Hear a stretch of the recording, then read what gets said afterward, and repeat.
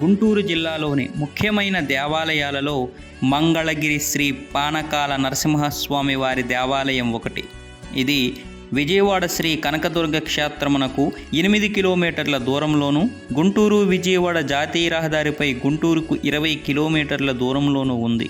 ఇక్కడ ఉన్న కొండపైన శ్రీ పానకాల నరసింహస్వామి వారు వేంచేసి ఉన్నారు. భక్తులు కోర్కెలు తీర్చే భక్తార గేసరుడిగా శ్రీ నరసింహ స్వరూపంలో సేవలందుకుంటున్న ఈ నారాయణుడుకు పానకం అంటే ఎంతో ప్రీతి. సరాసరి తన నోటిలో పానకంలో సగపాలు ఈ స్వామి ప్రసాద చిహ్నంగా భక్తులకు అనుగ్రహిస్తూ ఉంటారు. స్వామివారు త్రాగుతున్నట్లు గుటగుట శబ్దం కూడా వినిపిస్తుంది. ఈ శబ్దం ఆగేసరికి పానకం బయటకు చిమ్ముతుంది. ఈ అద్భుతం రోజుకు ఎప్పుడో ఒకసారి మాత్రమే కాదు, పానకం సమర్పించిన ప్రతి భక్తుడికి జరుగుతూనే ఉంటుంది. ప్రతిరోజు బిందెలు కొలది పానకం సమర్పించిన ఒక్క చీమైన దరిదాపులలో ఎక్కడా కనిపించదు. ఈ విశేషం వల్లనే ఈ దైవం పానకాల స్వామిగా ప్రసిద్ధుడయ్యాడు. ఈ క్షేత్ర చరిత్ర బ్రహ్మవైవర్త పురాణంలో ఉంది. మంగళగిరి అంటే శుభప్రదమైన కొండ అనే అర్థం. ఇది తూర్పు కనుమల పర్వత పంక్తుల వరుసలోనిదే. దూరం నుంచి చూస్తే ఈ కొండ పడుకొని ఉన్న ఏనుగు ఆకారంలో కనబడుతుంది. ఈ స్వామికి కృతయుగంలో తేనె, త్రేతాయుగంలో నెయ్యి, ద్వాపరయుగంలో పాలు, కలియుగంలో పానకం నైవేద్యంగా సమర్పిస్తారు. ఇప్పటికీ శంఖంతో పానకం స్వామి నోటిలో పోస్తారు. అందులో సగము స్వీకరించి సగము భక్తులకు ప్రసాదంగా అనుగ్రహిస్తాడు. ఈ కొండ ఏనుగు ఆకారంలో ఉంటుంది గనక ఈ గుడి సరిగ్గా ఆ ఏనుగు నోరు వలె ఉంటుంది. ఈ పానకం నోటిలో పోయటము, గుటగుట అనే శబ్దము రావడము విశేషము. పానకాల నరసింహస్వామి వారి ముఖం మాత్రం అదే కొండలోనే చెక్కబడి ఉండడం మరీ విచిత్రం. ఇంకొక కథనం ప్రకారం త్రేతాయుగంలో శ్రీరామచంద్రమూర్తి ఈ కొండను సందర్శించారట. అందువల్ల దీనికి తోతాద్రి అని పేరు కూడా ఉన్నట్లు చెబుతారు. కృతయుగంలో పాలసముద్రం చిలికినప్పుడు అందులో నుండి శ్రీ మహాలక్ష్మీదేవి అవతరించింది. దేవదేవతలు అన్ని పుణ్యనదులు తీర్థములు తెచ్చి ఒక పుష్కరిణిని నిర్మించారు. శ్రీ మహాలక్ష్మి ఆ పుష్కరిణిలో మునిగి శ్రీమన్నారాయణుడికి తనను సమర్పించుకున్నది. ఈ పుష్కరిణి మంగళగిరిలో ఉందంటారు. నేటికి దానిని లక్ష్మీ పుష్కరిణి అని పిలుస్తున్నారు. కొండ దిగువన మరొక దేవాలయం ఉంది. అది యుధిష్ఠిరునిచే ప్రతిష్ఠింపబడింది అంటారు. పైన ఉన్న లక్ష్మీ నరసింహస్వామి వారిని కొండ దిగువన యుధిష్ఠిరుడు ప్రతిష్ఠించాడు. యుధిష్ఠిరుడంటే ధర్మరాజు. ఈ ఆలయానికి క్షేత్రపాలకుడు ఆంజనేయ స్వామి. శ్రీరామచంద్రునితో వైకుంఠానికి బయలుదేరిన ఆంజనేయ స్వామిని లోక కళ్యాణార్థమై మంగళగిరిలో ఉండమని ఆయన ఆదేశించాడట. శ్రీ చైతన్య మహాప్రభువు 1312లో ఈ ఆలయాన్ని దర్శించినట్లు శాసనం ఉంది. అందుకు నిదర్శనంగా ఆయన పాద చిహ్నాలు, ఆయనపై చెప్పబడిన శ్లోకము నేడు కూడా ఈ ఆలయంలో ఉన్నాయి. శ్రీకృష్ణదేవరాయల శాసనం ఒకటి ఉంది. ఈ శాసనం ద్వారా శ్రీకృష్ణదేవరాయలు ఈ ఆలయాన్ని దర్శించినట్టు మనకు తెలుస్తుంది. ఆలయానికి తూర్పున బ్రహ్మాండమైన గాలిగోపురం ఉంది.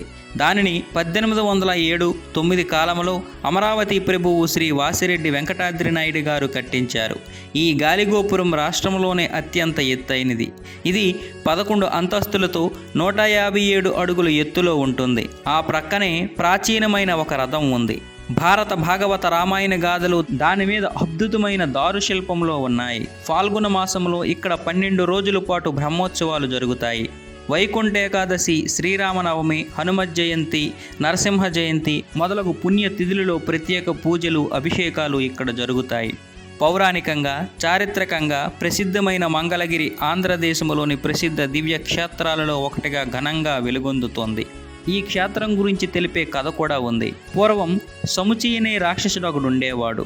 అతడు బ్రహ్మను గురించి తపస్సు చేసి ఎన్నో వరాలు పొందాడు. ఆ వరాల గర్వంతో భక్తులను, ఋషులను పీడించుచుండేవాడు. ఇంద్రుడు కోపించి తన చక్రమును ప్రయోగించగా అతడు మంగళగిరి గృహలో దాగి చక్రఘాతము నుండి తప్పించుకున్నాడు. అందుచేత దేవతలందరూ తమను కాపాడమని శ్రీ మహావిష్ణువును ప్రార్థిస్తారు. వారి ప్రార్థనలు విని విష్ణువు ఉగ్ర రూపుడై చక్రం ధరించి గృహలో దాగి ఉన్న చముచిని సంహరించాడట. తరువాత ఆ ఉగ్ర రూపంతోనే విష్ణువు ఆ గృహయందు ఆర్చారూపం ధరించి ఉండగా దేవతలు ఆయనకు అమృతం ఇచ్చి శాంతింపజేశారు. శ్రీ మహావిష్ణువు తనకు దేవతలు ఇచ్చిన అమృతములో కొంత త్రాగి మిగిలిన దానిని బ్రహ్మాది దేవతలకు ఇచ్చాడని చెబుతారు. ఈ విధంగా కృతయుగములో అమృతం తాగిన విష్ణువు త్రేతాయుగములో ఆవునేతిని, ద్వాపరయుగములో ఆవు పాలను త్రాగి సంతోషించి ఇప్పుడు కలియుగమున భక్తులు సమర్పించే బెల్లం పాకమును త్రాగుచు సంతృప్తి చెందుతున్నాడని, అందులో కొంత పానకమును తిరిగి భక్తులకు ఇస్తున్నాడని, ఈ విధంగా పానకం త్రాగుతుండడం వల్ల ఆ మహావిష్ణువు కలియుగాన పానకాల లక్ష్మీ నరసింహుడన్న పేరుతో ప్రసిద్ధిగాంచాడని ఈ కథ మనకు తెలియజేస్తుంది. రెండవ ఆలయం పర్వతపాద భాగమందున్న ఆలయము. తూర్పు ముఖం కలిగి ఉంటుంది. ఈ ఆలయం గర్భాలయం, అంతరాలయం, మండపం అనే 3 భాగాలు కలిగి ఉంది. వాటిలో గర్భగృహమందు రాజ్యలక్ష్మీ సమేత శ్రీ లక్ష్మీ నరసింహస్వామి, అంతరాలయమున స్వామివారి ఊయల, ఉత్సవమూర్తులు దర్శనమిస్తుంటారు. తూర్పు దిశలో జగద్విఖ్యాతిమైన గాలిగోపురం ఉంటుంది. ఈ ప్రాకారంలో అంటుకొని చిన్న పెద్ద కట్టడాలు ఎన్నో ఉన్నాయి. వాటిలో దక్షిణ ప్రాకారం ఆనుకొని వంటశాల, శ్రీరామ క్రతు స్తంభము, రామాలయము, అద్దాల మహలు మొదలైనవి ఉండగా, పడమర ప్రాకారము ఆనుకుని కొటాయి మండపము, మడి మంటపము ఉన్నాయి. అదేవిధంగా ఉత్తర ప్రాకారం అంటుకుని యాగశాల ఉంది. ఈ ఆలయమందు గర్భగుడిలో శ్రీ లక్ష్మీ నరసింహస్వామి వారి ఎడమ తొడ మీద కూర్చున్న రాజ్యలక్ష్మి అమ్మవారు కనిపిస్తారు.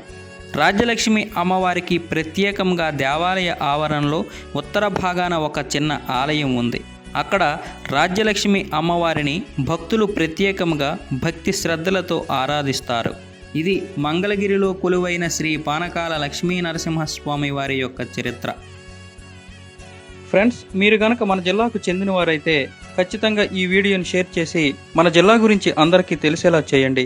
ఈ వీడియో కనుక నచ్చినట్లయితే లైక్ చేయండి, షేర్ చేయండి, కామెంట్ చేయండి. సబ్స్క్రైబ్ చేసుకోవడం మాత్రం మర్చిపోకండి. భారత్ మాతా కీ జై, భారత్ మాతా కీ జై, భారత్ మాతా కీ జై. జై హింద్.